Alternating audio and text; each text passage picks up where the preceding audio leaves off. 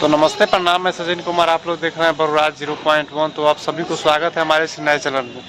तो भाई ये क्या कहे आपको, हर हर गंगे और संघर्ष 2 को फ्लॉप करने के लिए एक मूवी का ट्रेलर आ चुका है, जिस मूवी का नाम है वन मैन आर्मी।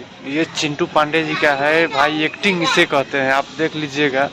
अगर एक्टिंग के मामले किया जाए तो प्रदीप पांडे चिंटू से बेहतर कोई एक्टर अभी तक भोजपुरी में नहीं है। क्या एक्टिंग किए हैं, बड़े बड़े सुपरस्टार इनके सामने फीके हैं, जैसे पवन सिंह हो गए, चाहे खेसारी लाल यादव हो गए।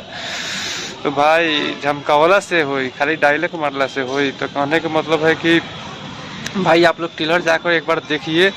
वन मैन आर्मी काफ़ी ज़्यादा ही खतरनाक है। संघर्ष जिस लेवल के बना है ना, उससे भी ज़्यादा बजट का और उससे भी ज़्यादा क्वालिटी हेलीकॉप्टर का सीन दिया गया है। बहुत अच्छा लोकेशन दिया गया है। आप लोग जाकर जरूर देखिए वन मैन आर्मी ट्रेलर को। तो कहने का मतलब है कि आप लोग देख रहे हैं बरुराज 0.1। Love you all. मैं सचिन कुमार।